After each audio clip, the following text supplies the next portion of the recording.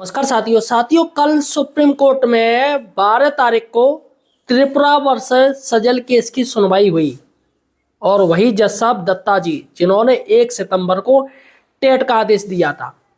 अब दोस्तों आखिर इस सुनवाई में क्या हुआ, इससे पहले मैं आपको बता दूं, ये जो सुनवाई हुई थी वो 19 नवंबर को हुई थी। 19 नवंबर में सरकारी वकील हाफने लगा। जी हाँ साथियों, सरकारी वकील बेचारा हाफने लगा और उसने रिजॉइंडर दाखिल करने के लिए समय मांगा।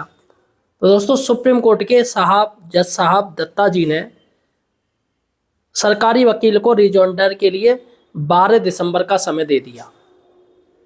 अब दोस्तों 12 दिसंबर को सुनवाई हुई, तो आखिर सुनवाई में क्या हुआ और सरकारी वकील ने क्या रिजॉइंडर दाखिल किया, इस वीडियो में आपको बताने जा रहा हूँ। इसके साथ ही दोस्तों जज साहब दत्ता जी काफ़ी नाराज दिखे सरकारी वकील पर। आखिर किस बात पर नाराज दिखे वो भी मैं आपको इस वीडियो में बताऊंगा, और नई तारीख क्या दी गई है वो भी मैं आपको इस वीडियो में बताऊंगा। अतः दोस्तों सही और सटीक जानकारी के लिए आप हमारे चैनल एम्प्लॉयड हेल्पर में यार सब्सक्राइब जरूर कीजिए। सही और सटीक जानकारी सिर्फ हमारे चैनल पर ही आपको मिलेगी। आप चाहे पूरे यूट्यूब में कहीं चले जाइए, कोई सही नहीं बात आपको बताएगा। देखिएगा दोस्तों, सबसे बड़ी बात है कि 19 नवंबर को इसकी सुनवाई हुई थी। सरकारी वकील हाफने लगा, उसके पास आर्ग्यूमेंट ही नहीं आ रहे। प्राइवेट वकील ने अच्छे से रेल बना दी, क्योंकि दोस्तों जो सच होता है ना, सच सच थोड़ा झुक सकता है लेकिन पराजित कभी नहीं हो सकता। सच थोड़ा बहुत विचलित हो सकता है लेकिन पराजित कभी नहीं हो सकता। कितना आप यार झूठ बोलोगे। तो यहाँ पर त्रिपुरा मामला जो चल रहा है वो टेट का मैटर ही चल रहा है, क्योंकि यहाँ पर जो दोस्तों जो संविदा कर्मी हैं जिनको हाई कोर्ट ने स्थायी करने का आदेश दिया बिना टेट के, लेकिन त्रिपुरा सरकार कह रही है कि सुप्रीम कोर्ट के आदेश के अनुसार हम बिना टेट के इनको संविदा स्थायी नहीं करेंगे, इनको हम सरकारी नौकरी नहीं देंगे। और जबकि दोस्तों हाई कोर्ट से दोनों केस जीत चुके हैं ये लोग, सिंगल बेंच से भी जीत चुके थे और डबल बेंच से भी। लेकिन दोस्तों सरकार चली गई सुप्रीम कोर्ट और बेंच वही चुनी दत्ता जी की जिन्होंने ये आदेश दिया है। दोस्तों शुरुआत में जब सुनवाई हुई तो दत्ता जी नाराज देखे, उनका कहना है अरे आपको टेट करना पड़ेगा। लेकिन दोस्तों जब सरकारी वकील ने थोड़ा समय मांगा तो दत्ता जी ने उनको समय दिया। फिर नई तारीख लगाई गई 19, जो मैंने आपको बताया 19 नवंबर को। दोस्तों इस बार प्राइवेट वकील ने ऐसे ऐसे तथ्य रखे जिस पर दोस्तों सरकारी वकील कांप गया, और दत्ता जी भी दोस्तों दिखे, उनके भी अंदर ये बात सही आई कि ये जो प्राइवेट वकील जो कह रहा है वो सही बात कह रहा है। तो उस समय दत्ता जी भी उस बात को माने और सरकारी वकील से पूछते हैं हाँ भाई इसका जवाब दीजिए क्या है क्या नहीं है। जिस पर दोस्तों सरकारी वकील घबरा गया और उसने कहा कि सर इस चीज़ की हमें जानकारी नहीं है, हमें थोड़ा टाइम दीजिएगा। रिजॉइंडर होता है कि कोई नया तथ्य अगर आता है सामने तो उसको अगर उसको जानकारी ना हो तो इसलिए उस चीज़ को दाखिल करने के लिए रिजॉइंडर दिया जाता है। तो सरकारी वकील ने रिजॉइंडर का समय मांगा। अब सबसे बड़ी बात है कि नेक्स्ट तारीख लगाई 12 दिसंबर। तो यहाँ पर मैं आपको बता दूं क्या क्या बात हुई है। देखिएगा दोस्तों, जैसे ही केस शुरू हुआ बेंच वही थी दत्ता जी की और केस सामने आया। लेकिन दोस्तों क्या होता है आप तो जानते हो, अब भाई झूठ कहाँ से लाओगे। सबसे बड़ी बात है जो झूठ बोलना था वो बोल दिया, लेकिन अब झूठ के डिफेंड में सच आ गया। सच ने डिफेंड किया, सारे झूठों को नकारा। अब दोस्तों ऐसा सच आया जिस पर दोस्तों सरकारी वकील रेरियाने लगे और रिजॉइंडर की मांग कर दी। लेकिन दोस्तों रिजॉइंडर किसका देगा, उसके पास कोई है ही नहीं है जवाब।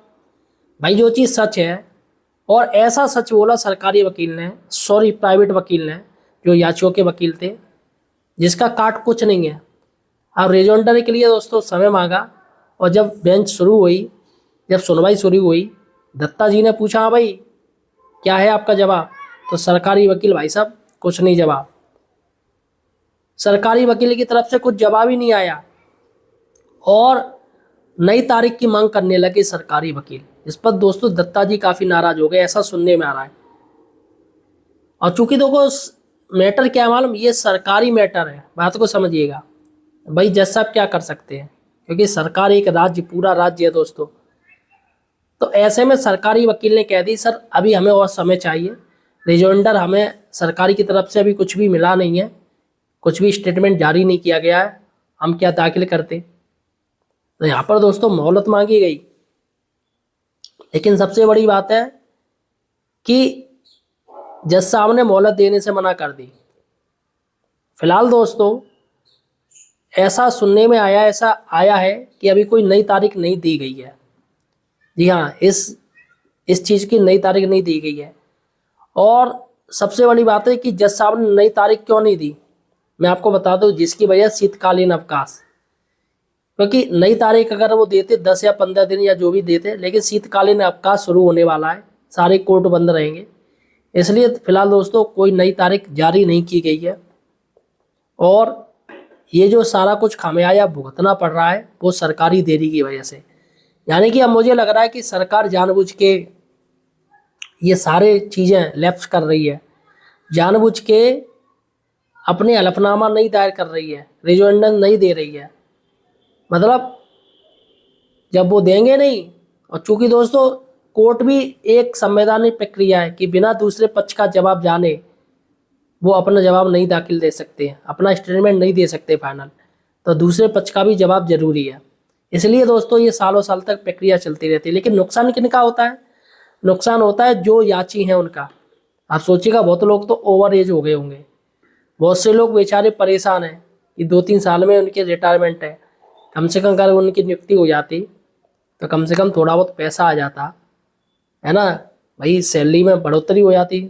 क्योंकि संविदा कर्मी के क्या मिलता है, 10-12 हज़ार 15 हज़ार, और अगर सरकारी नौकरी मिल जाता तो वेतन में बढ़ोतरी हो जाती, 4-5 गुना वेतन बढ़ जाता, 70-80 हज़ार तो हो ही जाते, जिससे दोस्तों थोड़ा बहुत पैसा इकट्ठा कर लेता। लेकिन यहाँ पर क्या होगा, टाइम खींचा जा रहा है। और बाद में क्या होगा, बाद में ये होगा कि सरकार को बात माननी पड़ेगी, जो नियम है उसके अनुसार चलने पड़ेंगे, लेकिन तब तक देर हो चुकी होगी। सोचिएगा दोस्तों, कहीं कहीं ऐसे लोग हैं जो केस की आस में सालों साल से दोस्तों पड़े हैं, बुजुर्ग हो गए या किसी की मौत हो गई, अभी तक केस ही हल नहीं हुए।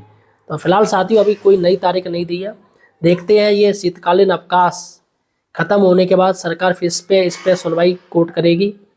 और उस समय अगर फिर से सरकार की तरफ से ये अपील मांगी गई कि सर अभी हमें और टाइम दीजिए, तो ये दत्ता जी के ऊपर है कि वो टाइम देते हैं या फिर सरकार को फटकार लगाते हैं।